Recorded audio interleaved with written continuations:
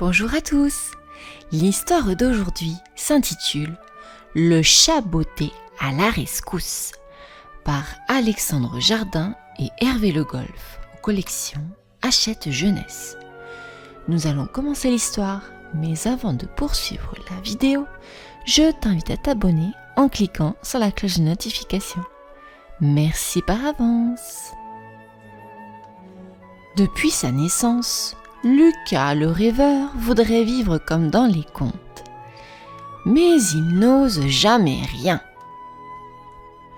Lucas passe des heures à lire, perché dans son arbre favori au fond du jardin, tout en rêvant de Blandine, sa jolie voisine qui l'intimide. Cet après-midi-là, il se plonge dans le chat botté. Il était une fois un pauvre meunier qui avait 3 fils. À sa mort, l'aîné reçut en héritage le moulin, le second un cheval et le 3e un chat. Il s'apprêtait à se débarrasser de l'animal quand le chat prit la parole. « Mon bon maître, si tu me donnes des bottes et un chapeau, je saurai faire ta richesse. » Le garçon fit ce qu'il demandait. Le lendemain, le chat botté s'écria. « Vite, le roi passe en carrosse avec sa fille près de chez nous. Saute dans la rivière et tu seras riche. J'ai un plan. » Mais le garçon, peureux, n'osait pas se jeter à l'eau. Le chat veut lui offrir une vie de rêve et lui, il n'en veut pas, s'indigne Lucas. Une vraie vie de prince, moi j'en rêve, j'y vais. Et il saute dans le livre. Le chat botté entend un gros plouf dans la rivière. Comme Lucas barbote au milieu des crapauds, il s'étonne. « Que fais-tu donc dans l'eau à la place de mon maître ?»« Je voudrais mener une vie de prince au lieu d'une vie d'écolier. Chat rusé, aide-moi. Enfin, quelqu'un pour profiter de mes astuces. D'accord, mais chut, tais-toi. Voilà le carrosse du roi qui approche, avec sa fille à marier. À l'aide! Le marquis de Carabasse-Noir, au voleur! On lui a volé ses habits! Hurle le chat botté. Vite! Les serviteurs du roi plongent pour sauver Lucas. Une fois hors de l'eau, ils l'habillent de somptueux vêtements brodés. Lucas ne rêve plus. Il est enfin un prince, ou plutôt un marquis. Et la fille du roi le trouve très beau. Si tu veux vivre vraiment comme dans les contes, murmure le chat dans ses moustaches, tu dois épouser la fille du roi. Que devrais-je faire pour cela ? Répond Lucas très excité. Juste la séduire et elle te donnera son cœur. C'est simple, viens avec moi. Je vais t'expliquer mon plan. Tu vas faire tout comme je te dis. Écoute, ajoute le chat. La fille du roi est très romantique.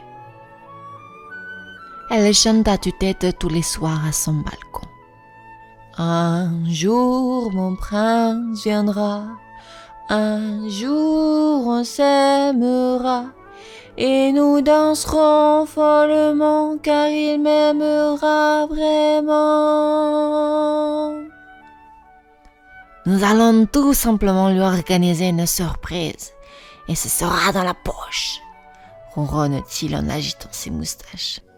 Toutes les filles adorent les surprises. Sur un coup de sifflet du chat, une bande de musiciens jaillit de la forêt. « Allez !» s'écrie-t-il en chœur. « Voici notre orchestre ! Voici notre orchestre, princesse !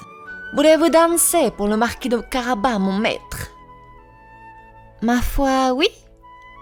répondit-elle tout étonnée. Et la fête bat son plein. Sur le balcon, la fille du roi salue Lucas et, troublée, tourbillonne comme une folle. Incroyable, elle le prend vraiment pour un marquis. À minuit, le chat botté renvoie les musiciens. « Allez, Lucas !» encourage-t-il. « C'est le moment !»« Mais je ne sais pas quoi lui dire, moi, la princesse, » murmure Lucas. « Répète ce que je te souffle, et tout ira bien. » Lucas s'avance sous le balcon. « Oh, princesse, la lune se reflète dans vos beaux yeux. »« Oh, tais-toi donc !» rit la princesse pour que Lucas continue quand même. « Si on s'amusait follement, la vie serait plus belle, non ?» souffle encore le chat à Lucas. « Si vous voulez, mon beau marquis. » Le chat pousse Lucas de toutes ses forces. « Allons, c'est le moment. Va embrasser la fille du roi. » Mais, hésite Lucas en grimpant tant bien que mal au balcon. Et là, malgré le chat qui l'encourage, rien à faire. Il ne peut pas se jeter à ses pieds.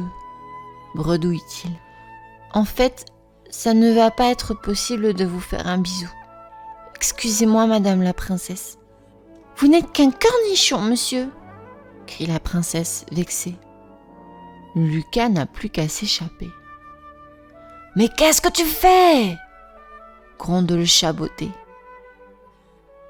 C'est Blandine, ma jolie voisine, la princesse de mes rêves, pas celle-là, explique Lucas. Je n'ai rien à faire avec la fille du roi. Je dois retrouver ma vraie vie et quitter ce rêve. D'accord, répond le chat filou, attendri. Mais n'oublie pas que pour enchanter une fille, il faut oser. Le lendemain soir, Lucas est de retour dans son arbre. Il inspire un grand coup et se lance. « Blandine, la lune se reflète dans tes beaux yeux. »« Ah !» répond Blandine toute rouge d'émotion. « Tu crois ça ? Et si on s'amusait follement, la vie serait plus belle, non ?» lui lance-t-il en lui tendant la main. N'écoutant que son cœur, Blandine saute par-dessus la clôture, grimpe dans l'arbre et lui fait un gros bisou sur le nez. Et si toi aussi, comme Lucas le rêveur, tu oses faire ce dont tu rêves, ta vie serait alors aussi belle qu'un conte. Et voici la fin de notre histoire. J'espère qu'elle vous aura plu. À bientôt.